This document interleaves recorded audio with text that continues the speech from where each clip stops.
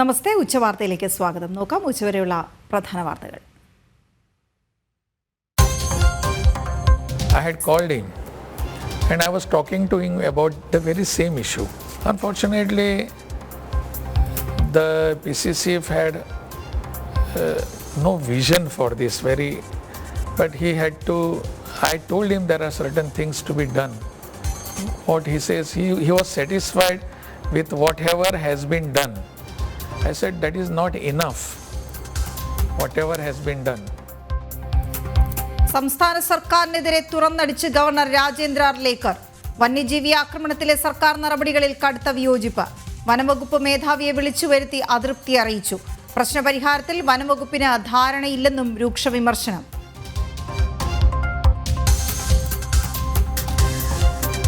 ഗവർണറുടെ ആദ്യ അഭിമുഖം ജനം ടിവിക്ക്. ജനം ദ ബിഗ് ഇന്റർവ്യൂ ഇന്ന് വൈകിട്ട് 7-ന്.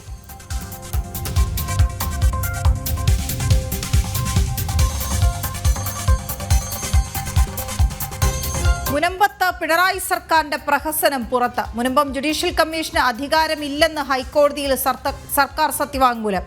ശുപാർശകൾ നടപ്പാക്കാനും സാധിക്കില്ല. നടപടികൾ വേഗത്തിലാക്കി നരേന്ദ്രമോദി സർക്കാർ. ബില്ലിന്റെ കരട് ഉടൻ ലോക്സഭാ സ്പീക്കർക്ക് സമർപ്പിക്കും.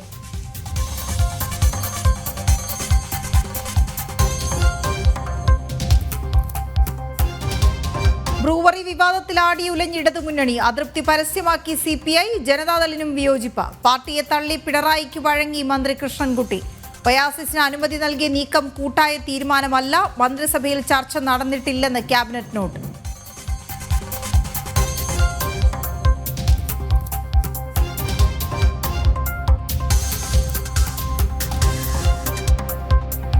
പ്രയാഗ്രാജിൽ സ്ഥിതിഗതികൾ നിയന്ത്രണ വിധേയം. വ്യാജ വാർത്തകൾ പ്രചരിപ്പിക്കരുതെന്ന് UP മുഖ്യമന്ത്രി. സ്ഥിതിഗതികൾ വിലയിരുത്തി പ്രധാനമന്ത്രി. കേന്ദ്ര സഹായം ഉറപ്പാക്കി ആഭ്യന്തരമന്ത്രി അമിത്ഷാ. ഇന്ന് മാത്രം പുണ്യനഗരിയിലെത്തിയത് 10 കോടിയിലധികം തീർത്ഥാടകർ. കുംഭമേളയെ അധിക്ഷേപിച്ച പബ്ലിക് പ്രോസിക്യൂട്ടർക്കെതിരെ പ്രതിഷേധം ഇരമ്പുന്നു.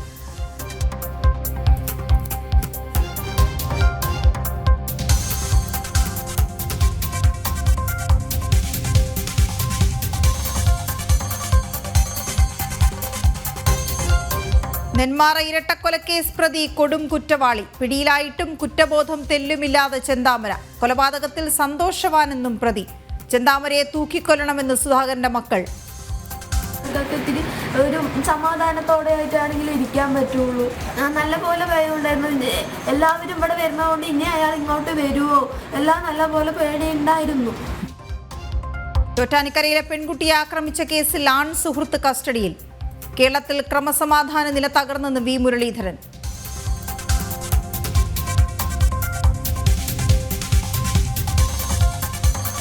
ബെഞ്ചമിൻ നെതന്യാഹുവിന് അമേരിക്കയിലേക്ക് ക്ഷണം. വൈറ്റ് ഹൌസിലേക്ക് നേരിട്ട് ക്ഷണിച്ച് പ്രസിഡന്റ് ഡൊണാൾഡ് ട്രംപിന്റെ കത്ത്.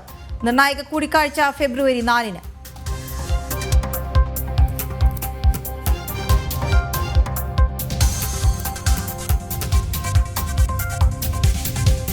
സമ്പന്നർ കൂടുതൽ സമ്പന്നരാവും, ദരിദ്രർ കൂടുതൽ ദരിദ്രരാവും. AI കൊണ്ട് സംഭവിക്കുന്നത് എന്താ? ആരുടെ കയ്യിലാണ് AI? മുതലാളിയുടെ കയ്യിലാണ്, സാമ്രാജ്യത്തിൻ്റെ കയ്യിലാണ്. ആ AI ഉപയോഗിച്ച് വിവിധ തലങ്ങളിലുള്ള പ്രക്രിയയിൽ അത് പ്രയോഗിച്ച് മുമ്പോട്ടേക്ക് വന്നാൽ എന്താ സംഭവിക്കുക? നമുക്ക് കമ്പ്യൂട്ടറിന് പിന്നാലെ ആർട്ടിഫിഷ്യൽ ഇന്റലിജൻസിനും CPM വിലക്ക്. AI വന്നാൽ തൊഴിൽ നഷ്ടമാകുമെന്ന് MV ഗോവിന്ദൻ. മുതലാളിയുടെ സമ്പത്ത് വാങ്ങാൻ ആളുണ്ടാവില്ലെന്നും CPM സംസ്ഥാന secretary.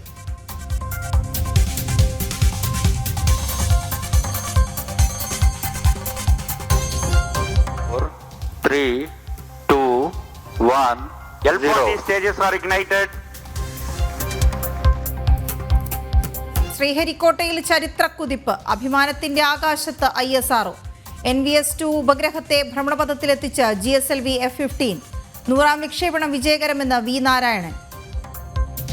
I am extremely happy to announce from the spaceport of ISRO that the first launch of this year 2025 has been successfully accomplished.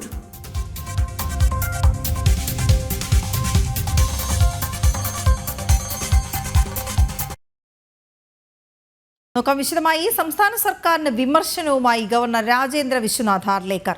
വന്യജീവി ആക്രമണത്തിലെ സർക്കാർ നടപടികളിൽ ഗവർണർ കടുത്ത അതൃപ്തി രേഖപ്പെടുത്തി. വനംവകുപ്പ് മേധാവിക്കെതിരെ രൂക്ഷ വിമർശനമാണ് ഗവർണർ ഉന്നയിച്ചത്. PCCFനെ രാജ്ഭവൻ വിളിച്ചു വരുത്തി. വന്യജീവി ആക്രമണത്തിൽ PCCFന് പ്രശ്നപരിഹാരത്തെക്കുറിച്ച് ഒരു ധാരണയുമില്ലെന്നും ഗവർണർ വിമർശിച്ചു. The wild elephants coming into human territory, tigers coming and killing people, leopards coming in. So the man-animal conflict, as the experts call it. So have men encroached into forest land, or are the wild animals coming into the state? You would have a very clear view on how we should tackle this issue. I had called him and I was talking to him about the very same issue. Unfortunately, the PCCF had no vision for this but he had to, I told him there are certain things to be done. What he says, he was satisfied with whatever has been done. I said that is not enough, whatever has been done. Why we must understand why the wildlife, wild animals are coming out of their inhabitation, why they are coming to the human people. Prajith Mohanan ചേരുന്ന വിവരങ്ങളുമായി. പ്രജിത, വനംവകുപ്പ് മേധാവിക്കെതിരെ രൂക്ഷ വിമർശനം ഉയർത്തുക മാത്രമല്ല PCCFനെ വിളിച്ചു വരുത്തുന്ന അടക്കമുള്ള നടപടികളിലേക്കും രാജ്ഭവൻ കടന്നു എന്നുള്ളതാണ് അദ്ദേഹം വ്യക്തമാക്കിയത്. എന്താണ്?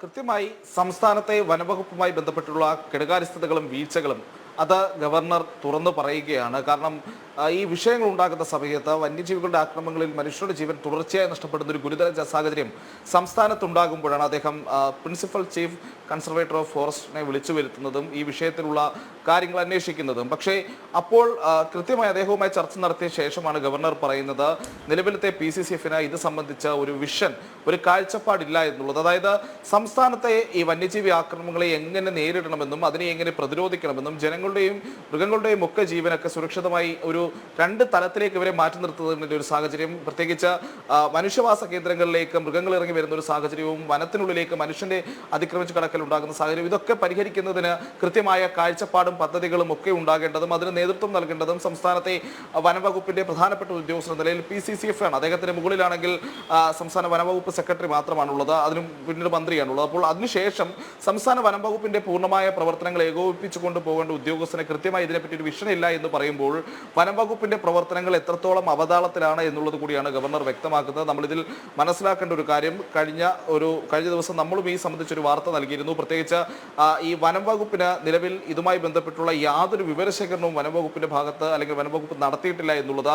ഇപ്പോൾ ഇത്തരത്തിൽ വന്യജീവികളുടെ ആക്രമണങ്ങൾ ഉണ്ടാകുന്നതുമായി ബന്ധപ്പെട്ട് അതിനെ പ്രതിരോധിക്കാൻ സംസ്ഥാനത്ത് നടപ്പിലാക്കുന്ന പദ്ധതികൾ എന്തൊക്കെ, ഇതുവരെ സ്ഥാപിച്ച ഫെൻസിങ്ങിന്റെ വിശദാംശങ്ങൾ എന്തൊക്കെയാണ്, കിടങ്ങുകൾ എത്രയാണ്, മറ്റ് കേന്ദ്ര സഹായം എത്ര ലഭിച്ചു, ഇത് തുടങ്ങിയിട്ടുള്ള ഒരു വിവരങ്ങളും സംസ്ഥാന വനംവകുപ്പിന്റെ കയ്യിലില്ല എന്നുള്ളത് വിവരാവകാശ പ്രകാരമുള്ള ചോദ്യങ്ങൾക്കുള്ള മറുപടിയായി തന്നെ വ്യക്തമായ ഒരു സാഹചര്യമുണ്ട്. അപ്പോഴാണ് ഗവർണർ കൂടുതൽ രൂക്ഷമായൊരു വിമർശനം ഉന്നയിക്കുന്നത്. സംസ്ഥാനത്തെ ഏറ്റവും പ്രധാനപ്പെട്ട ഉദ്യോഗസ്ഥന് പോലും ഏത് രീതിയിൽ ഇത്തരം പ്രതിരോധ പ്രവർത്തനങ്ങൾ നടത്തണം, വന്യജീവികളുടെ ആക്രമണങ്ങളെ പ്രതിരോധിക്കണം തുടങ്ങിയിട്ടുള്ള കാര്യങ്ങളിൽ യാതൊരു ധാരണയുമില്ല എന്ന് പറഞ്ഞു വെക്കുന്നു. അപ്പോൾ കൃത്യമായി വനംവകുപ്പിന്റെ വീഴ്ചകൾ ഗവർണർ തുറന്നു പറയുകയാണ്. വനംവകുപ്പുമായി ബന്ധപ്പെട്ട് സംസ്ഥാനത്തെ കഴിഞ്ഞ കുറച്ച് കാലങ്ങളായി നടന്നു വരുന്ന പ്രവർത്തനങ്ങളുടെ എല്ലാം പാളിച്ചകളും പോരായ്മകളും ഇപ്പോൾ ഗവർണർ എടുത്തു കാണിക്കുന്നു. ഇതിൽ ഏറ്റവും ശ്രദ്ധേയമായ കാര്യം, ഇത്തരമൊരു വിഷയം ഉണ്ടാകുമ്പോൾ തന്നെ ഗവർണർ ഈ വിഷയത്തിൽ ഇടപെട്ടിരുന്നു എന്നുള്ളത് കൂടി അദ്ദേഹം ജനൻ ടിവിയോട് വ്യക്തമാക്കി എന്നുള്ളതാണ്. കാരണം ഇത് സംബന്ധിച്ച ഇത്തരത്തിൽ ഗവർണറുടെ ഇടപെടലുകളെ സംബന്ധിച്ച് ഇപ്പോഴത്തെ പുതിയ ഗവർണറുടെ ഇടപെടലുകൾ സംബന്ധിച്ചുള്ള അങ്ങനെയുള്ള വാർത്തകൾ പെട്ടെന്ന് പുറത്തു വരുന്ന ഒരു സാഹചര്യമില്ല. അദ്ദേഹം ഇടപെടലുണ്ടെങ്കിൽ അതൊക്കെ കൃത്യമായ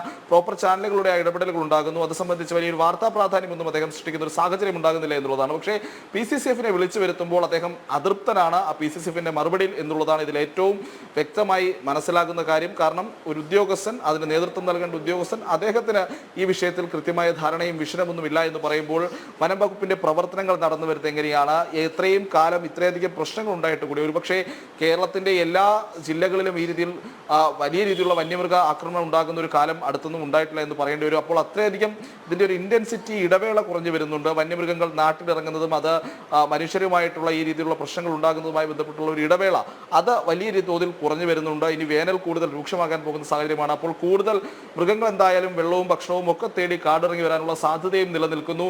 അപ്പോഴും ഇതൊന്നും നേരിടാനുള്ള ഒരു തയ്യാറെടുപ്പ്, കാഴ്ചപ്പാട് സംസ്ഥാനത്തെ വനം വകുപ്പിന് ഇല്ല എന്നുള്ളത് സംസ്ഥാനത്തെ ഗവർണർ തന്നെ പറഞ്ഞു വെക്കേണ്ട ഒരു സാഹചര്യം വന്നിരിക്കുന്നു എന്നുള്ളത് കൂടി നമ്മൾ പറയുന്നുണ്ട്. അപ്പോൾ വനം വകുപ്പിന്റെ വീഴ്ചകൾ, മുന്നൊരുക്കങ്ങൾ എല്ലാം പാളിയിരിക്കുന്നു. ഇന്നും വനം വകുപ്പിന്റെ ഒരു ഉന്നതതല യോഗം നടക്കുന്നുണ്ട്. അപ്പോൾ ഗവർണറുടെ കൃത്യമായ ഈ വിമർശനവും അദ്ദേഹം ഈ കാര്യത്തിൽ ഇത്തരത്തിലൊരു ആശങ്ക രേഖപ്പെടുത്തിയതിന് പിന്നാലെയാണ് ഇന്ന് വനം വകുപ്പിന്റെ ഇത്തരത്തിലൊരു യോഗം ചേരുന്നതെന്ന് കൂടി നമ്മൾ ഈ ഘട്ടത്തിൽ മനസ്സിലാക്കേണ്ടതുണ്ട്. എന്തായാലും ജനൻ ടിവിയോടാണ് ഗവർണർ രാജേന്ദ്ര വിശ്വനാഥ് അർലേക്കർ ചുമതലയേറ്റെടുത്തതിന് ശേഷം ആദ്യമായി ഇത്തരത്തിലൊരു ഇന്റർവ്യൂ നൽകുന്നതും അല്ലെങ്കിൽ ഒരു പ്രതികരണം അദ്ദേഹം നടത്തുന്നതും. മറ്റൊരു കാര്യം ഏറ്റവും ശ്രദ്ധേയമായി എടുത്തു പറയേണ്ടത്, അദ്ദേഹം ഗവർണറായി ചുമതല ഏറ്റെടുത്തതിന് ശേഷം സംസ്ഥാന സർക്കാരിന്റെ വീഴ്ചകളെ പറ്റി നടത്തുന്ന ആദ്യത്തെ വിമർശനം കൂടിയാണ് ഈ വനം വകുപ്പുമായി ബന്ധപ്പെട്ടത് എന്നുള്ളത് നമ്മൾ എടുത്തു പറയേണ്ടതുണ്ട്. പ്രത്യേകിച്ച് സംസ്ഥാനത്ത് ഇപ്പോൾ ചർച്ചയാകേണ്ട, വരും ദിവസങ്ങളിലും ചർച്ചയാകുമെന്നുള്ള ഉറപ്പുള്ള ഏറ്റവും പ്രധാനപ്പെട്ട വിഷയവും കൂടിയാണ് ഈ വനം വകുപ്പുമായി ബന്ധപ്പെട്ടുള്ള പ്രശ്നങ്ങൾ. പ്രത്യേകിച്ച് ഞാൻ മുൻപ് സൂചിപ്പിച്ചതുപോലെ അതാണ് ഏറ്റവും പ്രാധാന്യം അർഹിക്കുന്നത്. ഇപ്പോൾ കേരളത്തിൽ ഒരുപക്ഷെ ഏറ്റവും കൂടുതലായി ചർച്ചയാവുന്ന ഒരു വിഷയവും ഈ വന്യജീവി ആക്രമണങ്ങൾ ഇങ്ങനെ തുടർക്കഥയാകുന്നതാണ്. അത് ഒരു ഇടത്തു മാത്രമല്ല, കേരളത്തിലെമ്പാടും ഇത് ഈ കാടുമായി ബന്ധപ്പെട്ട ഇടങ്ങൾ, കാടുമായി അടുത്ത് നിൽക്കുന്ന ഇടങ്ങളിൽ വന്യജീവി ആക്രമണങ്ങൾ സ്ഥിരമായി ഉണ്ടാകുന്നു എന്ന ഒരു സാഹചര്യം കൂടിയുണ്ട്. ഈ വിഷയത്തിൽ കൃത്യമായി പഠിച്ചുള്ള പ്രതികരണം തന്നെയാണ് ഗവർണറുടെ ഭാഗത്തു നിന്ന് ഉണ്ടായിരിക്കുന്നത് മനസ്സിലാക്കാൻ കഴിയുന്നുണ്ട്. കാരണം ഈ വിഷയത്തിൽ ഒരു പ്രശ്നപരിഹാരം ഉണ്ടാകേണ്ടതുണ്ട്. അത് ഇതുവരെയും ഉണ്ടായിട്ടില്ല എന്നുള്ളതും അതിനെക്കുറിച്ചൊരു ധാരണ പോലും ഇല്ല എന്നുള്ളതുമാണ് അദ്ദേഹം വിമർശിച്ചത്. ഒപ്പം ഈ വിഷയത്തിൽ സർക്കാർ എടുത്തിരിക്കുന്ന നിലപാടുകളെയും അദ്ദേഹം വിമർശിച്ചിട്ടുണ്ടോ?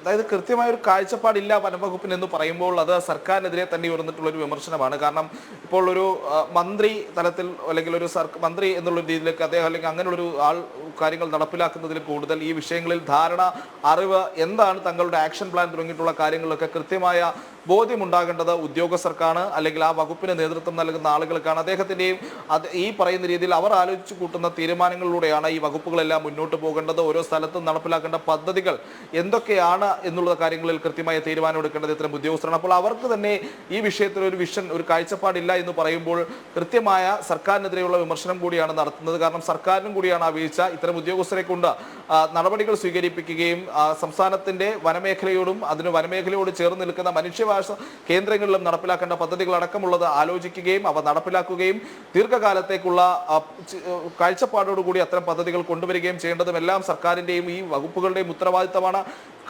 അതിലെ ഏറ്റവും പ്രധാനപ്പെട്ട ഉദ്യോഗസ്ഥർ തന്നെ ഈ വിഷയത്തിൽ ഒരു ധാരണയില്ല, ഒരു കാഴ്ചപ്പാടില്ല എന്ന് പറയുമ്പോൾ അതിൽ സർക്കാരിന്റെ വീഴ്ചയും ഗവർണർ പരോക്ഷമായി സൂചിപ്പിക്കുന്നുണ്ട് എന്ന് നമ്മൾ പറയേണ്ടിയിരിക്കുന്നു.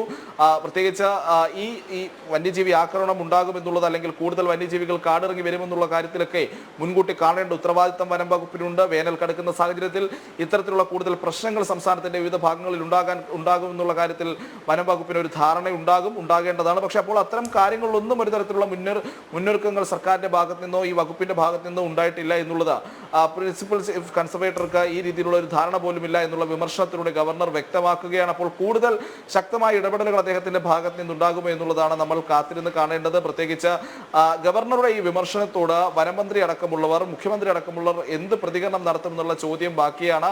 ആ പ്രതികരണത്തിലൂടെ ആയിരിക്കും കൂടുതൽ കാര്യങ്ങൾ വ്യക്തമാകും. എന്തായാലും ഇന്നും ഈ രീതിയിലുള്ള ഒരു യോഗമുണ്ട്. ഗവർണറുടെ ഈ വിമർശനം വന്നതിന് ശേഷമാണ് ഇന്ന് മന്ത്രിയുടെ നേതൃത്വത്തിൽ ഇത്തരത്തിലൊരു ഉന്നതതല യോഗം ചേരുന്നത് എന്നുള്ളത് നമ്മൾ എടുത്തു പറയേണ്ടതുണ്ട്.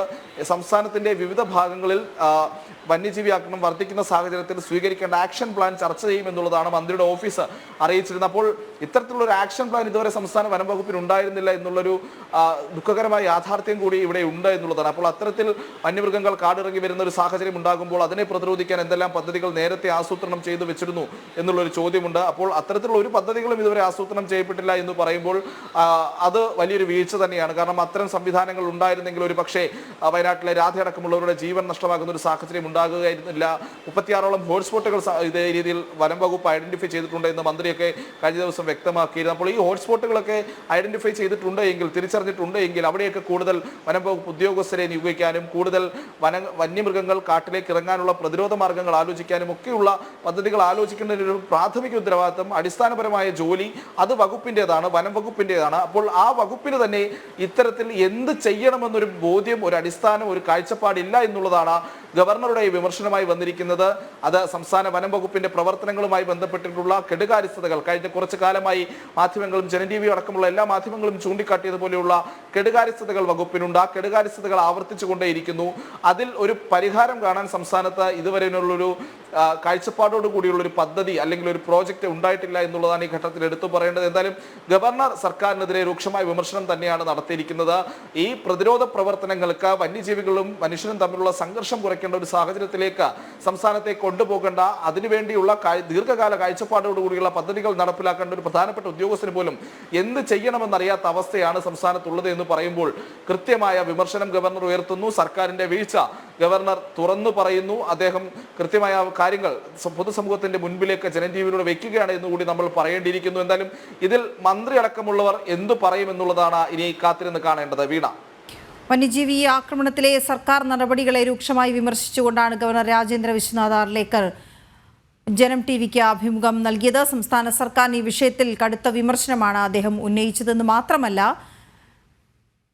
വനംവകുപ്പ് മേധാവിക്കെതിരെയും രൂക്ഷ വിമർശനം ഗവർണർ ഉന്നയിച്ചു. PCCFനെ രാജ്ഭവൻ വിളിച്ചു വരുത്തിയെന്നുള്ള കാര്യം അദ്ദേഹം വ്യക്തമാക്കി. വന്യജീവി ആക്രമണത്തിൽ PCCFന് പ്രശ്നപരിഹാരത്തെക്കുറിച്ച് ഒരു ധാരണയും ഇല്ല എന്നും ഗവർണർ വിമർശിച്ചു. ഇതടക്കമുള്ള സമകാലിക വിഷയങ്ങളിൽ പ്രതികരിച്ചുകൊണ്ടുള്ള ഗവർണറുടെ ബിഗ് ഇന്റർവ്യൂവിലാണ് ഈ വന്യജീവി ആക്രമണം സംബന്ധിച്ച് സർക്കാർ പരാജയപ്പെട്ടു പോയ കാര്യം വ്യക്തമാക്കിയത്. ഗവർണർ രാജേന്ദ്ര വിശ്വനാഥ് അർലേക്കറുമായി ചീഫ് എഡിറ്റർ പ്രദീപ് പിള്ള നടത്തിയ പ്രത്യേക അഭിമുഖം ദ ബിഗ് ഇന്റർവ്യൂ ഇന്ന് രാത്രി 7 മണിക്ക് സംപ്രേഷണം ചെയ്യും. CPM സംസ്ഥാന നേതൃത്വത്തിനെതിരെ ആഞ്ഞടിച്ച് കണ്ണൂർ ജില്ലാ സെക്രട്ടറി MV ജയരാജൻ. ലോക്സഭാ തെരഞ്ഞെടുപ്പിലെ പരാജയത്തിന് കാരണം സംഘടനാപരവും ഭരണപരവും രാഷ്ട്രീയപരവുമായ പാളിച്ച. കണ്ണൂർ ജില്ല ഉൾപ്പെട്ട 3 ലോക്സഭാ മണ്ഡലങ്ങളിലും പരാജയപ്പെട്ടു. വിശദമായി പരിശോധിച്ചപ്പോഴാണ് 3 ഘടകങ്ങൾ കണ്ടെത്തിയതെന്നും MV ജയരാജൻ പറഞ്ഞു.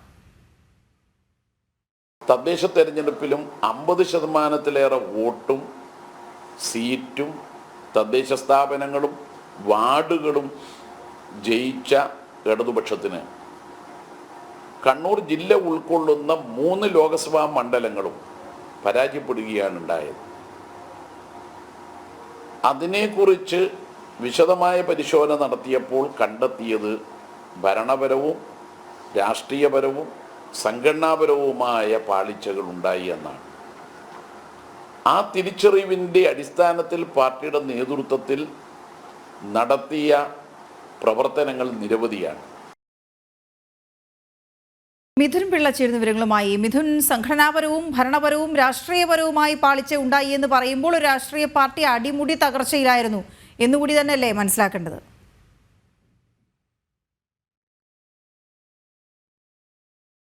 മിഥുനിലേക്ക് വരാം. ഇപ്പോൾ വനമന്ത്രി AK ശശീന്ദ്രൻ പ്രതികരിക്കുന്നു.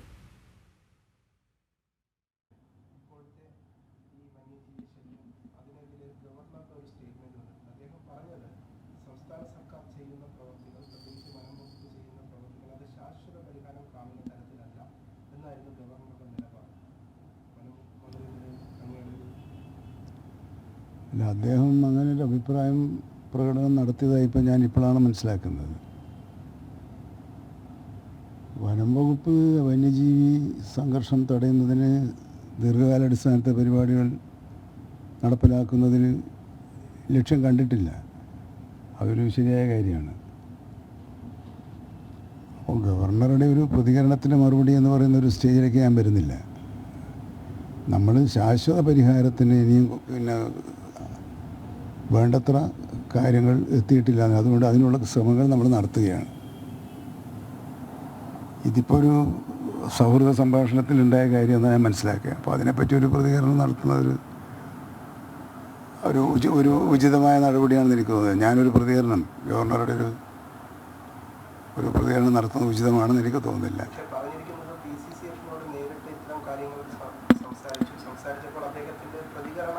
അത് കൃത്യമായ രീതിയിൽ അത് ഉൾക്കൊള്ളാൻ കഴിയുന്നതല്ല എന്നതായിരുന്നു ഗവർണറുടെ ഭാഗത്തു നിന്നുണ്ടായ സ്റ്റേറ്റ്മെന്റ്.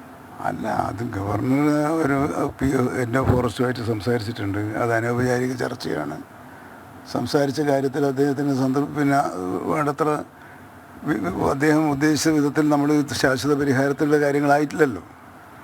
കാരണം അദ്ദേഹം നേരത്തെ ഇവിടെ വനംവകുപ്പ് മന്ത്രിയൊക്കെ പ്രവർത്തിച്ച അനുഭവ സമ്പത്തുള്ള ആളാണല്ലോ. ആ അനുഭവ സമ്പത്തൊക്കെ മനസ്സിലാക്കാൻ ഞാൻ ശ്രമിക്കും. അതിൻ്റെ അടിസ്ഥാനത്തിൽ പിന്നെ കൂടുതൽ കാര്യക്ഷമതയോടുകൂടി ചെയ്യാനുള്ള ഉപദേശം ഞാൻ അദ്ദേഹത്തിൽ നിന്ന് സ്വീകരിക്കും.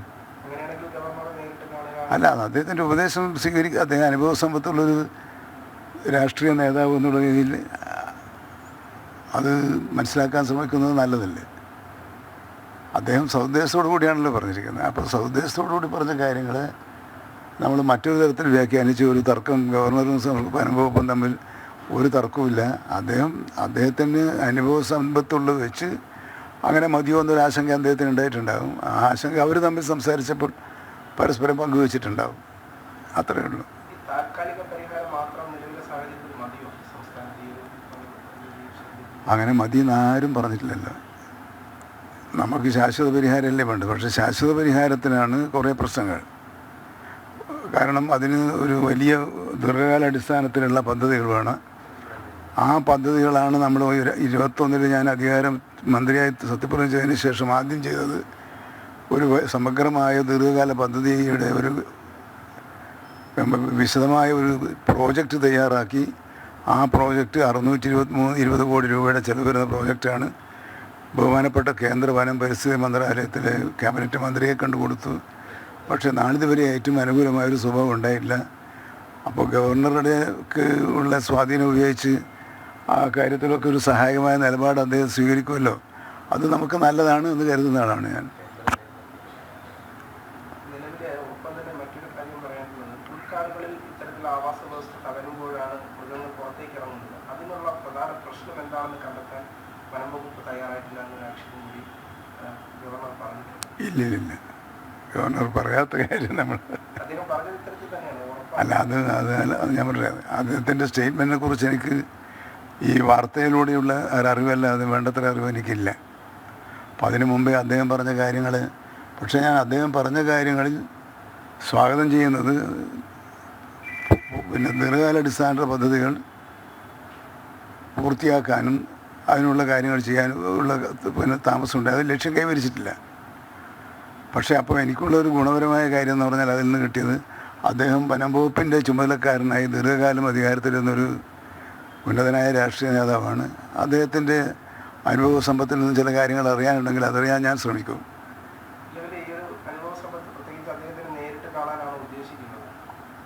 അല്ല, അതെങ്ങനെയായാലും അദ്ദേഹത്തിൻ്റെ അനുഭവ സമ്പത്ത് മനസ്സിലാക്കാൻ ഞാൻ ശ്രമിക്കും, ഏത് വഴിയായാലും.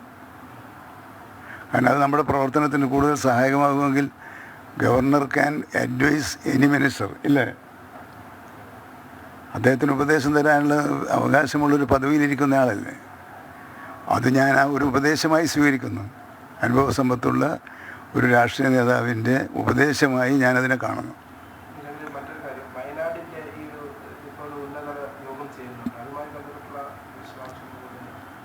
അല്ല, വയനാട്ടിൽ നമ്മൾ ഒരു ആക്ഷൻ പ്ലാൻ തയ്യാറാക്കിയാണ് കടുവയെ വെടിവെക്കാനുള്ള തീരുമാനവുമായി മുമ്പോട്ട് പോയത്.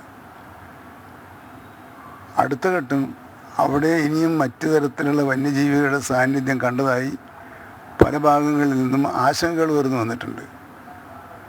ആ സാഹചര്യത്തിൽ ഒരാഴ്ചക്കാലം നീണ്ടു നിൽക്കുന്ന ഒരു തീവ്ര പരിശോധനാ പരിപാടി ഓപ്പറേഷൻ വയനാട് 2 എന്ന പേരിൽ നടപ്പിലാക്കാൻ 28-ാം തീയതി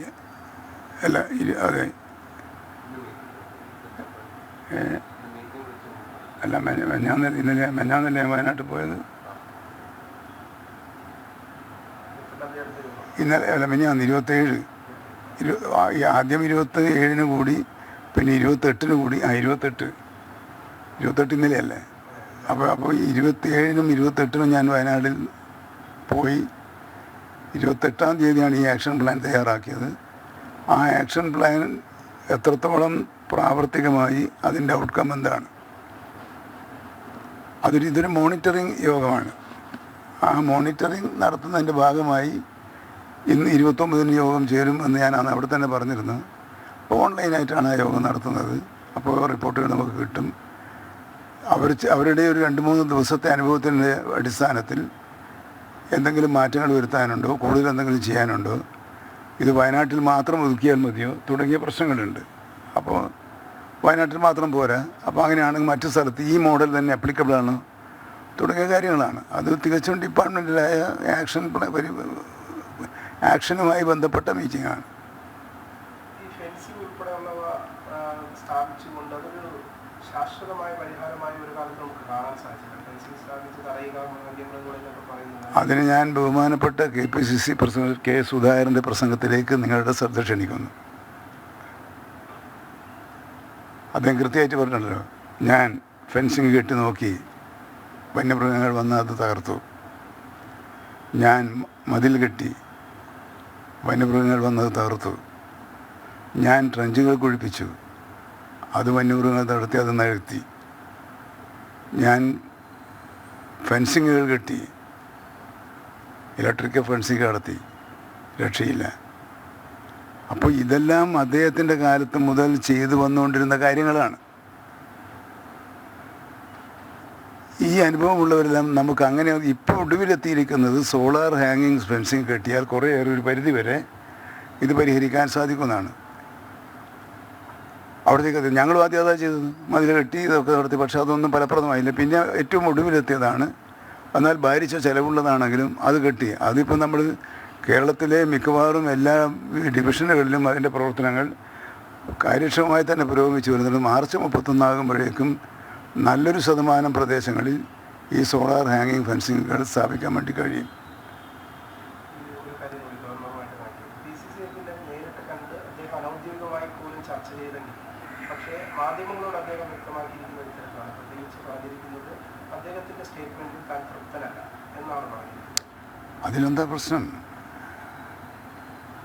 അവർ തമ്മിൽ സംസാരിച്ചതിൻ്റെ വിശദാംശങ്ങൾ നമ്മൾ തമ്മിൽ ഷെയർ ചെയ്തിട്ടില്ലല്ലോ. അപ്പോൾ അവർ തമ്മിൽ അല്ല, തൃപ്തനല്ല എന്നുള്ള വാക്കൊന്നും അദ്ദേഹം പറഞ്ഞില്ല. അദ്ദേഹം നിങ്ങൾ ആദ്യം പറഞ്ഞതുപോലെ കുറച്ചും കൂടി വേണ്ടത്ര ലക്ഷ്യം കൈവരിച്ചില്ല എന്നുള്ള അദ്ദേഹത്തിൻ്റെ കമൻസ് പറഞ്ഞു എന്നല്ലാതെ അതൊരു സ്റ്റേറ്റ് ഗവൺമെൻറ്റിനെതിരെയുള്ള വിമർശനമായിട്ടോ ഒന്നും ഞാൻ എടുക്കുന്നില്ല. കാരണം അദ്ദേഹം എന്നെക്കാൾ ഈ വനം വകുപ്പ് കൈകാര്യം ചെയ്ത് അനുഭവ സമ്പത്തുള്ള ഒരു വലിയ രാഷ്ട്രീയ നേതാവാണ്. അപ്പോൾ അദ്ദേഹത്തിൻ്റെ ഒരു കമൻസ് അല്ലാതെ ഒരു ഒഫീഷ്യൽ മീറ്റിംഗ് വിളിച്ചു കൂട്ടി ആ ഒഫീഷ്യൽ മീറ്റിങ്ങിലെ ഒരു ഡിസ്കഷൻ്റെ അടിസ്ഥാനത്തിൽ എത്തിച്ചേർന്ന നിഗമനമല്ല.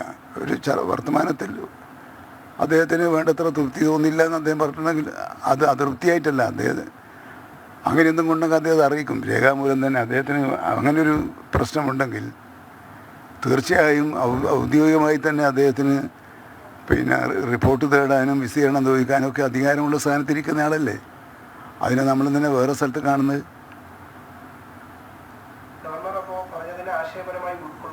അല്ല, അതിലൊരു നല്ല ഉപദേശമുണ്ട്. ഞാൻ ശ്രദ്ധിക്കണമെന്നാണല്ലോ പറഞ്ഞത്. ശ്രദ്ധിക്കണമെന്ന് ആര് പറഞ്ഞാലും ശ്രദ്ധിക്കൂല എന്ന് നിഷേധാത്മക നിലപാടെടുക്കേണ്ട കാര്യമുണ്ട്. അത് പറയുന്ന ആളെ നോക്കണമല്ലോ. അദ്ദേഹം പറഞ്ഞത് പോരാ. ആ പോരെങ്കിൽ നമ്മളെന്ത് ചെയ്യണം? എവിടെയെങ്കിലും പോരായ്മയുണ്ടോ എന്ന് നോക്കണം, പരിഹരിക്കാൻ നടപടികൾ സ്വീകരിക്കണം. അതിനെന്തിനാ നമ്മൾ മറ്റൊരു തരത്തിൽ വ്യാഖ്യാനിക്കുന്നത്?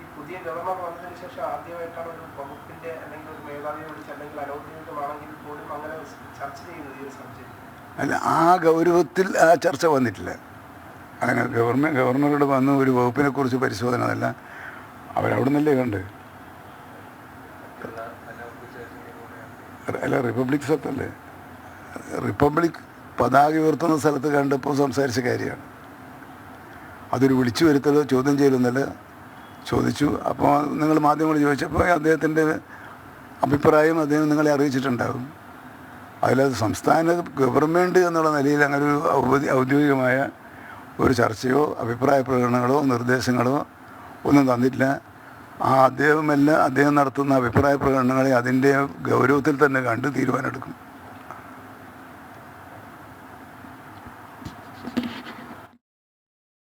വനമന്ത്രി കെ ശശീന്ദ്രൻ ജനം ടിവിയോട് പ്രതികരിക്കുകയായിരുന്നു. ഗവർണറുടെ വിമർശനത്തെക്കുറിച്ചുള്ള പ്രതികരണമായിരുന്നു. വിനീഷ് ചേരുന്നുണ്ട് വിവരങ്ങളുമായി. വിനീഷ്, അദ്ദേഹത്തിൻ്റെ അനുഭവ സമ്പത്തിനെ മാനിക്കുന്നു, ആ വാക്കുകൾ കേൾക്കുന്നു, അതിന്മേൽ നടപടികൾ ഉണ്ടാകുമെന്ന തരത്തിലാണ് വനം മന്ത്രിയുടെ പ്രതികരണം. എന്താണ് അദ്ദേഹം കൂടുതലായി വ്യക്തമാക്കിയത്?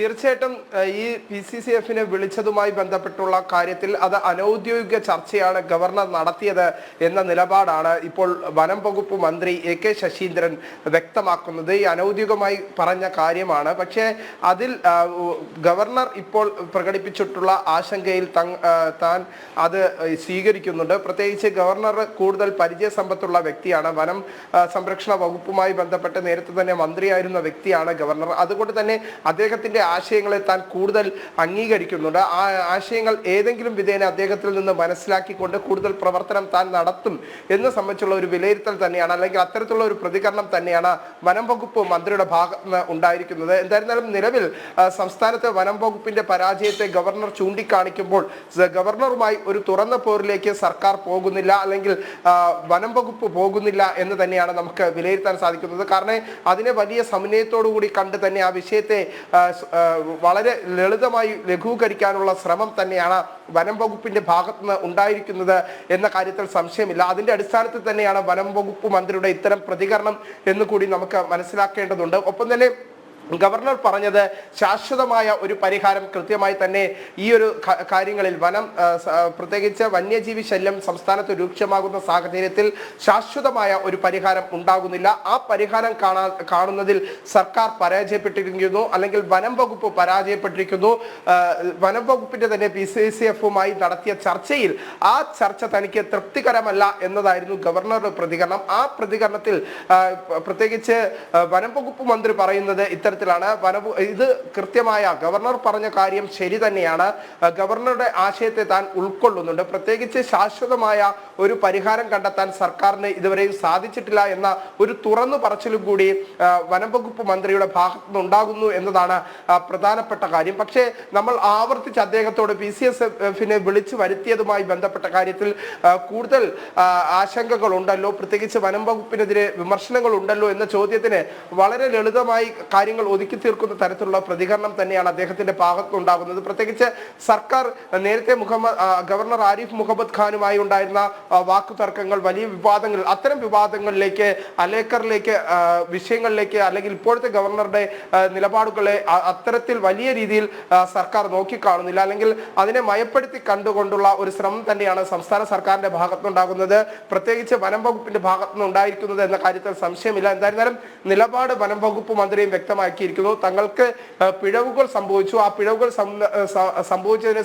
പറ്റിയുള്ള ഗവർണറുടെ നിലപാടിനെ അംഗീകരിക്കുന്നു എന്ന് തന്നെയാണ് ഇപ്പോൾ വനം വകുപ്പ് മന്ത്രി AK ശശീന്ദ്രൻ വ്യക്തമാക്കുന്നത്. എന്തായിരുന്നാലും സംസ്ഥാനത്ത് വലിയ വിഷയമാകുന്നു, ചർച്ചയാകുന്നു. ജനങ്ങളുടെ പ്രശ്നങ്ങൾ, പ്രത്യേകിച്ച് വന്യജീവി ശല്യം സംസ്ഥാനത്ത് രൂക്ഷമാകുന്ന സാഹചര്യത്തിൽ അതിന്റെ അടിസ്ഥാനത്തിലുള്ള പ്രയത്നങ്ങളിൽ സർക്കാർ പരാജയപ്പെടുന്നു എന്ന ഗവർണറുടെ ആക്ഷേപം നിലനിൽക്കെ തന്നെ ഗവർണറുടെ ആക്ഷേപത്തെ തങ്ങൾ സ്വീകരിക്കുന്നു, ഗവർണറുടെ ആശങ്കകൾ തങ്ങൾ നോക്കിക്കാണുന്നു. ഗവർണറുമായി നേരിട്ട് ഈ ഒരു വിഷയം ആശയവിനിമയം നടത്തി ഗവർണർക്ക് സംശയങ്ങൾ, അല്ലെങ്കിൽ ഗവർണറുടെ ഈ ഒരു വിഷയത്തിൽ ഗവർണറുടെ നിലപാടിൽ തനിക്ക് കൂടുതൽ പഠിക്കാനുണ്ടെങ്കിൽ അത് പഠിച്ച് മുന്നോട്ട് പോകാം എന്ന ഒരു നിലപാടാണ് വനം വകുപ്പ് മന്ത്രി ഈ വിഷയത്തിൽ ഉയർത്തിക്കാട്ടുന്നത്, അല്ലെങ്കിൽ നിലപാടായി പറയുന്നത്.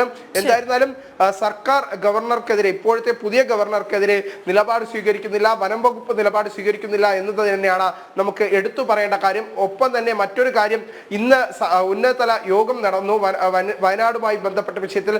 ആ യോഗത്തിലെ കൂടുതൽ കാര്യങ്ങൾ, പ്രത്യേകിച്ച് ഗവർണർ ഉന്നയിച്ച ഒരു പ്രധാന പ്രശ്നമായിരുന്നു വന്യജീവികൾ സംസ്ഥാനത്ത് കൂടുതൽ ശല്യം നടത്തുന്നത്, അല്ലെങ്കിൽ അവർ കാട് വിട്ട് വന്യജീവികൾ പുറത്തു വരുന്നതിന് പ്രധാനപ്പെട്ട കാരണം അവരുടെ ആവാസ വ്യവസ്ഥയെ തകർക്കുന്ന തരത്തിലുള്ള പ്രശ്നങ്ങൾ കാട്ടിനുള്ളിൽ ഉണ്ടാകുന്നു. അതിനെ നിയന്ത്രിക്കാൻ സംസ്ഥാന സർക്കാരിന് സാധിക്കുന്നില്ല.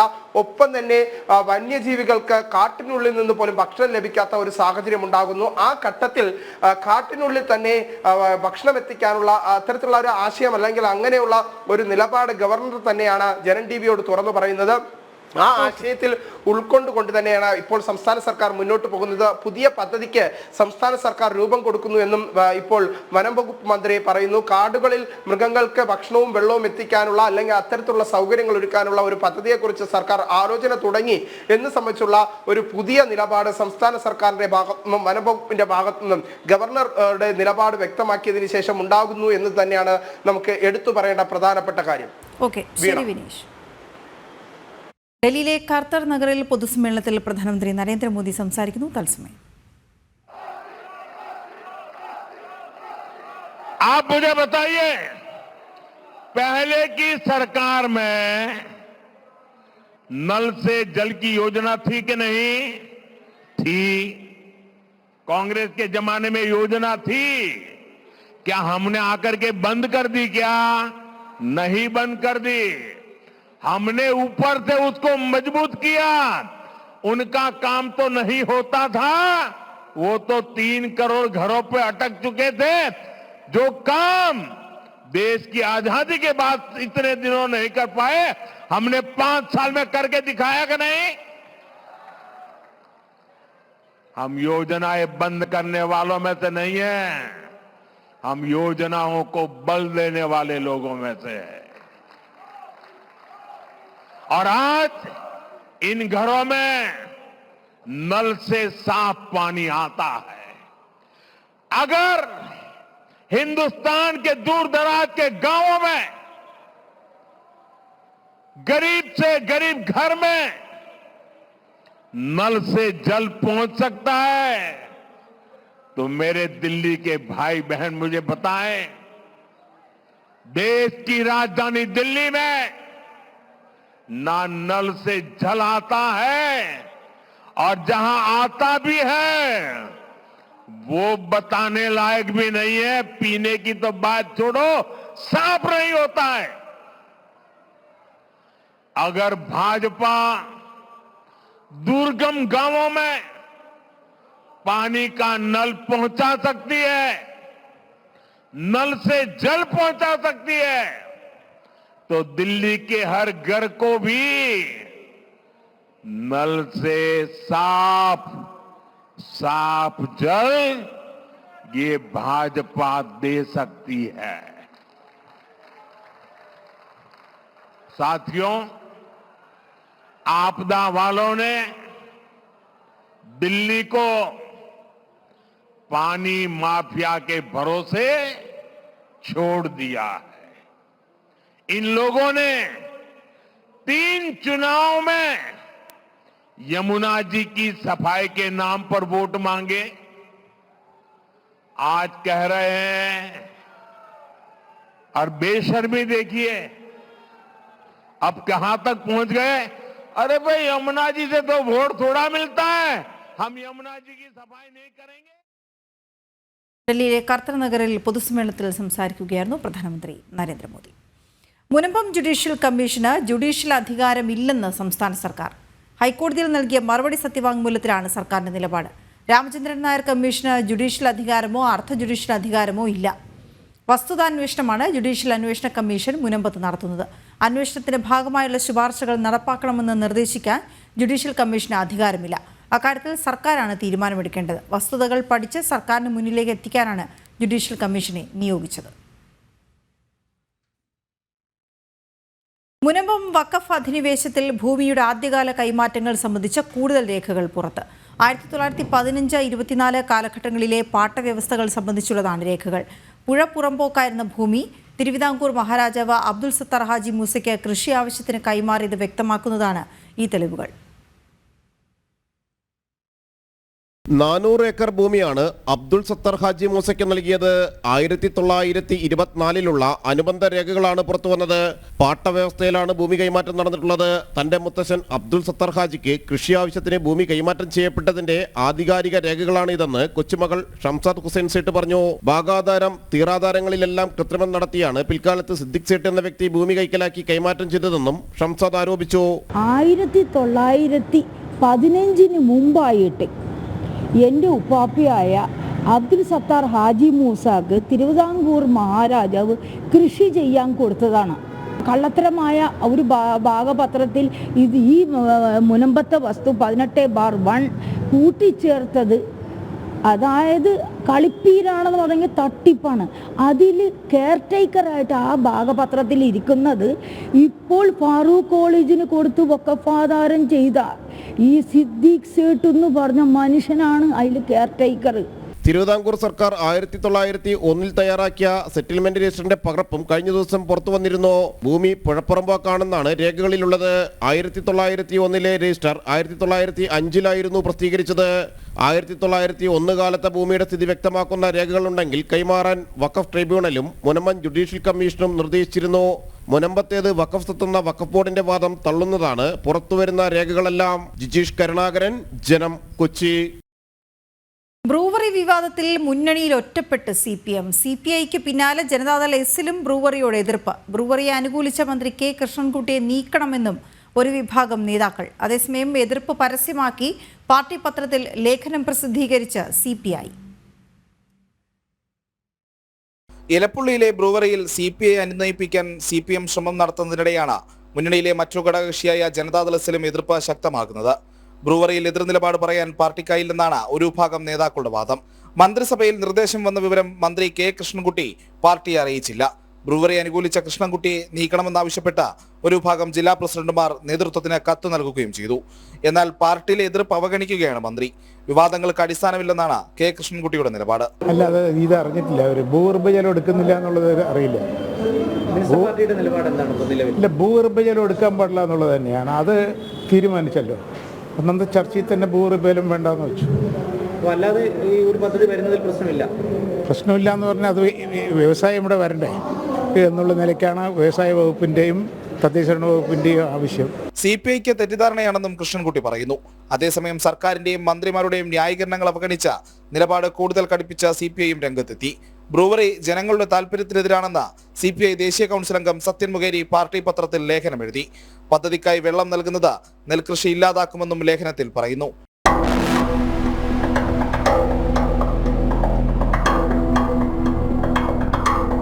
മുന്നണിയിൽ എതിർപ്പുയർന്നതിന് പിന്നാലെ നേരത്തെ വനനിയമ ഭേദഗതിയിൽ നിന്നും സർക്കാരിന് പിന്നോട്ടു പോകേണ്ടി വന്നിരുന്നു. സമാനമായ സാഹചര്യമാണ് ബ്രൂവറി വിവാദത്തിലും ഉടലെടുക്കുന്നത്. ബ്രൂവറി വിവാദത്തിൽ മുന്നണിയിൽ ഒറ്റപ്പെട്ട് തുടങ്ങിയിരിക്കുന്നു CPM. മറ്റൊരു വകുപ്പിനോടും ആലോചിക്കാതെയാണ് തീരുമാനമെന്നതും പാർട്ടിയെ പ്രതിരോധത്തിലാക്കുന്നുണ്ട്. ഇലപ്പുള്ളിയിലെ CPMന്റെ പ്രാദേശിക നേതൃത്വവും പദ്ധതിയിൽ എതിർപ്പുയർത്തി കഴിഞ്ഞു. ജനം, തിരുവനന്തപുരം. പാലക്കാട് ബ്രൂവറിക്കായി ഒയാസിസ് കമ്പനിക്ക് അനുമതി നൽകിയത് മന്ത്രിസഭയിൽ ആലോചിക്കാതെ. മന്ത്രിസഭാ യോഗത്തിന്റെ പരിഗണനയ്ക്ക് വന്ന ക്യാബിനറ്റ് നോട്ടിലാണ് ചർച്ച നടന്നിട്ടില്ല എന്ന് വിവരങ്ങളുള്ളത്. വിഷയം മറ്റൊരു വകുപ്പുമായിട്ടും ആലോചിച്ചിട്ടില്ല എന്ന് മന്ത്രി MP രാജേഷ് മന്ത്രിസഭാ നോട്ടിൽ വ്യക്തമാക്കുന്നു. പാലക്കാട് എലപ്പുള്ളി ബ്രൂവറി വിവാദം ഒയാസിസ് കമ്പനിക്ക് മദ്യനിർമ്മാണ പ്ലാന്റുകൾ അനുവദിച്ചത് ആരോടും ചർച്ച ചെയ്യാതെ എന്നതിന്റെ തെളിവുകളാണ് പുറത്തായത്. മന്ത്രിസഭാ യോഗത്തിന്റെ പരിഗണനയ്ക്ക് വന്ന കുറിപ്പിലാണ് ചർച്ച നടന്നിട്ടില്ല എന്ന തെളിവുകൾ ഉൾപ്പെട്ടിട്ടുള്ളത്. മറ്റൊരു വകുപ്പുമായും ആലോചിക്കാതെയാണ് മന്ത്രി MP രാജേഷ് ഒയാസിസ് കമ്പനിയുടെ ബ്രൂവറി പാലക്കാട് നിർമ്മിക്കാനുള്ള തീരുമാനത്തിലേക്ക് എത്തിയത്. സർക്കാരിലോ മുന്നണിയിലോ ആലോചിക്കാതെ മുഖ്യമന്ത്രിയും എക്സൈസ് മന്ത്രിയും ചേർന്ന് വിവാദ തീരുമാനമെടുത്തു. മറ്റൊരു വകുപ്പുകളും പദ്ധതിയുടെ വിശദാംശങ്ങൾ അറിഞ്ഞില്ല. മുന്നണിയിലും ചർച്ച ചെയ്തതായി അറിവില്ല. ധനകാര്യം, ജലവിഭവം, വ്യവസായം തുടങ്ങിയ വകുപ്പുകളൊന്നും പദ്ധതിയുടെ വിശദാംശങ്ങൾ അറിഞ്ഞിട്ടേയില്ല. കരിമ്പട്ടികയിൽ ഉൾപ്പെട്ടിട്ടുള്ള കമ്പനിയെ പറ്റി മന്ത്രിസഭാ നോട്ടിൽ പുകഴ്ത്തിയുള്ള പരാമർശങ്ങളുണ്ട്. 600 കോടി രൂപ മുതൽ മുടക്കിലാണ് പാലക്കാട് എലപ്പുള്ളിയിൽ മദ്യനിർമ്മാണ കമ്പനി വരുന്നത്. 4 ഘട്ടങ്ങളിലായി പദ്ധതി നടപ്പിലാക്കും. വർഷത്തിൽ 330 ദിവസം പ്രവർത്തിക്കാൻ കഴിയുന്ന രീതിയിലാണ് കമ്പനിയുടെ നിർമ്മാണം. കൂടാതെ 2023-24 വർഷത്തെ മദ്യനയത്തിൽ ഉൾപ്പെടുത്തിയിട്ടുള്ള അധിക ഡിസ്റ്റിലറികൾ സ്ഥാപിക്കാനുള്ള അനുമതി മന്ത്രിസഭാ നോട്ടിൽ പറയുന്നു. ജനം, തിരുവനന്തപുരം. ആർട്ടിഫിഷ്യൽ ഇന്റലിജൻസിനെതിരെ CPM. AI വന്നാൽ 60% തൊഴിൽ നഷ്ടമാകും. മുതലാളിയുടെ സമ്പത്ത് വാങ്ങാൻ ആളുണ്ടാവില്ല. അത് സോഷ്യലിസത്തിലേക്ക് നയിക്കുമെന്നും MP ഗോവിന്ദൻ. CPM കണ്ണൂർ ജില്ലാ സമ്മേളനത്തിന്റെ ഭാഗമായി തളിപ്പറമ്പ് ഏരിയ കമ്മിറ്റി ഓഫീസിൽ ചുമർ ശില്പസ്മാരകം ഉദ്ഘാടനം ചെയ്യുകയായിരുന്നു അദ്ദേഹം. സമ്പന്നർ കൂടുതൽ സമ്പന്നരാകും, ദരിദ്രർ കൂടുതൽ ദരിദ്രരാകും. AI കൊണ്ട് സംഭവിക്കുന്നത് എന്താ? ആരെ കയ്യിലാണ് AI? മുതലാളിയുടെ കയ്യിലാണ്, സാമ്രാജ്യത്തിൻ്റെ കയ്യിലാണ്. ആ AI ഉപയോഗിച്ച് വിവിധ തലങ്ങളിലുള്ള പ്രക്രിയയിൽ അത് പ്രയോഗിച്ച് മുമ്പോട്ടേക്ക് വന്നാൽ എന്താ സംഭവിക്കുക? നമുക്കിപ്പോഴും മനസ്സിലായില്ല എന്താ സംഭവിക്കുന്നത്. ഇപ്പോഴാണ് ഏതാണ്ട് പറയുന്നത് ഒരു 60% ആളുകളുടെ ജോലി അറിയും AI ചെയ്യും. AI സാങ്കേതിക വിദ്യ വളർന്നാൽ മാർക്സിസത്തിന് എന്ത് പ്രസക്തി എന്ന ചോദ്യം ഉയർന്നിട്ടുണ്ട്. AI മുതലാളിത്തത്തിന്റെ കയ്യിലാണ്. ഇത് വിവിധ തലങ്ങളിൽ ഉപയോഗിക്കപ്പെടുന്നതോടെ മനുഷ്യാധ്വാന ശേഷി 60% കുറയും. അപ്പോൾ അധ്വാനിക്കുന്ന വർഗത്തിന് അധ്വാനം ഇല്ലാതാകുമെന്നാണ് MV ഗോവിന്ദന്റെ വാദം. ഇതോടെ കമ്പോളത്തിലെ ക്രയവിക്രയശേഷിയിലും 60% കുറവ് വരും. മുതലാളിത്തത്തിന്റെ ഉൽപ്പന്നങ്ങൾ വാങ്ങാൻ ആളില്ലാതാകും. അങ്ങനെയാണ് AI വളർച്ച സോഷ്യലിസത്തിലേക്കുള്ള യാത്രയായി തീരുകയെന്നും MV ഗോവിന്ദൻ പറയുന്നു. ജനം, കണ്ണൂർ. പാലക്കാട് നെന്മാറ ഇരട്ടക്കൊലപാതകം ആസൂത്രിതമെന്ന് പോലീസ്. അയൽവാസികളോടുള്ള വ്യക്തിവൈരാഗ്യമാണ് കൊലപാതകത്തിലേക്ക് നയിച്ചത്. തന്റെ കുടുംബബന്ധം തകർന്നത് അയൽവാസികളുടെ മന്ത്രവാദം മൂലമെന്ന് പ്രതി ചെന്താമര വിശ്വസിച്ചു. തുടർന്ന് അയൽവാസികളുടെ കുടുംബത്തിലെ ഓരോരുത്തരെയും വകവരുത്താൻ തീരുമാനിക്കുകയായിരുന്നു. പ്രതിയെ ഇന്ന് തന്നെ കോടതിയിൽ ഹാജരാക്കുമെന്ന് പോലീസ് വ്യക്തമാക്കി. ഇന്നലെ രാത്രി 10:30 നെന്മാറ ഇരട്ടക്കൊലപാതക കേസിൽ ഒളിവിൽ കഴിയുകയായിരുന്ന പ്രതി ചെന്താമരയെ പോലീസ് പിടികൂടിയത്. കൃത്യം നടത്തിയ ശേഷം പ്രദേശത്തെ മലയിൽ ഒളിവിൽ കഴിഞ്ഞ പ്രതി ഭക്ഷണം ലഭിക്കാതായതോടെ വീട്ടിലേക്ക് തിരികെ വരുമ്പോൾ വീടിന് സമീപത്തെ വയലിൽ വെച്ചാണ് പ്രതിയെ പോലീസ് പിടികൂടിയത്. പരസ്പര വൈരാഗ്യമാണ് കൊലപാതകത്തിന് കാരണം. ചെന്താമരയുടെ കുടുംബ ബന്ധം തകരാൻ കാരണം അയൽവാസികൾ മന്ത്രവാദം ചെയ്തതാണെന്ന് പ്രതി ഉറച്ച് വിശ്വസിച്ചിരുന്നു. തുടർന്ന് അയൽവാസികളെ കൊല്ലാൻ തീരുമാനിക്കുകയായിരുന്നു. ഇയാളുടെ ഒരു വിശ്വാസമാണ് ഇയാളുടെ ഫാമിലി ഡിവൈഡായി ഭാര്യ ഉപേക്ഷിച്ചിട്ട് പോയി. അതിൻ്റെ പ്രധാനപ്പെട്ട കാരണം ആ മറ്റു ഫാമിലിയാണുള്ളത്. മന്ത്രവാദമാണ് അങ്ങനെ പ്രത്യേകമായിട്ട് പറഞ്ഞിട്ടില്ല. അത് ഒരു പോയിന്റ് ആയിരിക്കും. പക്ഷെ നമുക്ക് അതിൽ ക്രോസ് വെരിഫിക്കേഷൻ ആവശ്യമാണുള്ളത്. 27 രാവിലെ 10 മണിയോടെയാണ് പ്രതി കൊലപാതകം നടത്തിയത്. തുടർന്ന് വീട്ടിലേക്ക് പോവുകയും ആയുധം ഉപേക്ഷിച്ച ശേഷം പ്രദേശത്തെ മലയിലേക്ക് കയറുകയും ചെയ്തു. പോലീസ് പരിശോധന ഉൾപ്പെടെ പ്രതി മലമുകളിൽ നിന്നും നിരീക്ഷിക്കുന്നുണ്ടായിരുന്നു.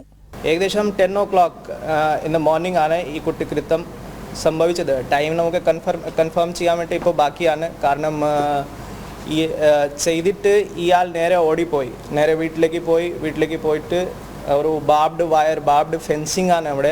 അത് ചാടിട്ട് പിന്നെ ഇയാൾ പുറകിൽ ഭാഗത്തേക്ക് ഓടിപ്പോയി.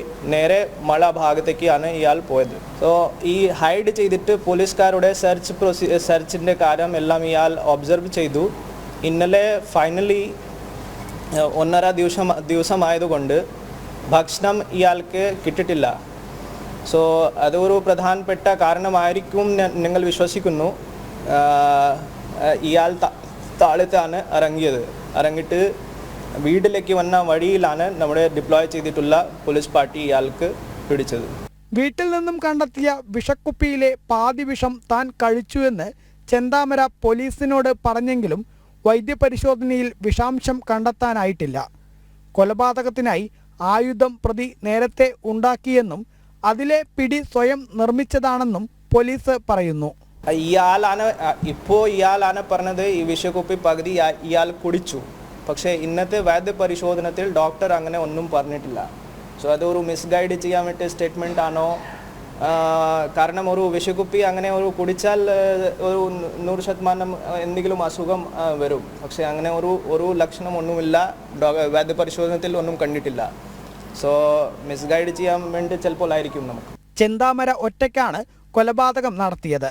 മറ്റ് ബാഹ്യ സഹായങ്ങൾ ഒന്നും ലഭിച്ചിട്ടില്ല എന്നാണ് പോലീസ് അന്വേഷണത്തിൽ കണ്ടെത്തിയിരിക്കുന്നത്.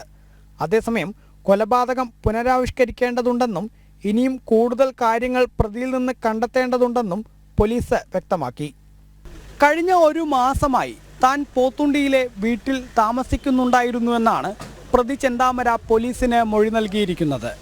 36 മണിക്കൂർ നീണ്ട അനിശ്ചിതത്വത്തിനൊടുവിൽ പ്രതി പോലീസ് പിടിയിലായെങ്കിലും പോലീസിന്റെ വീഴ്ചയ്ക്കെതിരെ കൂടുതൽ നടപടികൾ ഉണ്ടാവുമോ എന്ന് അറിയേണ്ടതുണ്ട്. PR മനൂപിനൊപ്പം അരുൺ ആലത്തൂർ, ജനം, പാലക്കാട്. പോലീസ് പിടിയിലായ ശേഷവും ഒരു കൂസലുമില്ലാതെ ചെന്താമര. കുറ്റബോധമല്ല, പകരം സന്തോഷമാണുള്ളത് എന്നാണ് പോലീസിന്റെ ചോദ്യം ചെയ്യലിൽ ചെന്താമര പറഞ്ഞത്. കൂടാതെ തനിക്ക് ചോറും ചിക്കനും വേണമെന്നും പോലീസിനോട് ആവശ്യപ്പെട്ടു. ഒരു നാടിനെ ഒന്നാകെ ഞെട്ടിച്ച് ഇരട്ട കൊലപാതകങ്ങൾ നടത്തിയ ചെന്താമരയ്ക്ക് പോലീസ് പിടിയിലായ ശേഷവും ഒരു കൂസലും ഉണ്ടായിരുന്നില്ല. നെന്മാറയിൽ വെച്ചും ആലത്തൂരിൽ വെച്ചുമെല്ലാം പോലീസ് പ്രതിയെ ചോദ്യം ചെയ്തപ്പോൾ യാതൊരു ഭാവവ്യത്യാസവുമില്ലാതെയാണ് മറുപടികൾ നൽകിയത്. അരും കൊലകളിൽ കുറ്റബോധമല്ല, പകരം സന്തോഷമാണ് പ്രതിക്കെന്ന് പോലീസ് പറയുന്നു. താൻ ശക്തനാണ് എന്നാണ് പ്രതിയുടെ ചിന്ത. എല്ലാ കാര്യത്തിലും നല്ല പ്ലാനിംഗ് പ്രതിക്ക് ഉണ്ടായിരുന്നു. ഇയാളുടെ നേച്ചർ പറഞ്ഞാൽ he consider himself ഒരു സ്ട്രോങ് ടൈഗർ പോലെയാണ്. he is feeling that he is a tiger. so അങ്ങനെയാണെങ്കിൽ മറ്റാളുകൾക്ക് he will be considering as down. so ആ ഫീലിംഗ് കൂടിയാണ്. പ്ലാനിങ് നമുക്ക് കുറച്ച് പ്രൈമറി ഇൻവെസ്റ്റിഗേഷനിൽ മനസ്സിലായത് പ്ലാനിങ് ഇയാൾക്ക് നല്ല പ്ലാനിങ് ആണ്. എല്ലാം കാര്യത്തിൽ നല്ല പ്ലാനിങ്ങിൻ്റെ ആളാണ്. സജിതയെ കൊലപ്പെടുത്തിയ കേസിൽ ജാമ്യത്തിലിറങ്ങിയ ചെന്താമര കോഴിക്കോട് തിരുവമ്പാടിയിലെ ഒരു ക്വാറിയിൽ സെക്യൂരിറ്റി ജീവനക്കാരനായി ജോലി ചെയ്തു. എന്നാൽ ഈ ജോലി നഷ്ടമായതോടെ നെന്മാറ പോത്തുണ്ടിയിലെ വീട്ടിലേക്ക് എത്തുകയായിരുന്നു. ജാമ്യത്തിലിറങ്ങിയ ചെന്താമര കഴിഞ്ഞ ഒരു മാസമായി പോത്തുണ്ടിയിലെ വീട്ടിൽ താമസിച്ചിരുന്നു. സദാസമയം വീടിൻ്റെ കതകടച്ചിരുന്ന പ്രതി ജനാല വഴിയാണ് അയൽവാസികളെ നിരീക്ഷിച്ചിരുന്നത്. എല്ലാത്തിനോടും എല്ലാവരോടും പകയുള്ള പ്രകൃതമാണ് ചെന്താമര. ഉച്ചവാർത്ത പൂർണ്ണമാകുന്നു. ഇടവേളയ്ക്ക് ശേഷം ന്യൂസ് at 2 PM കാണാം.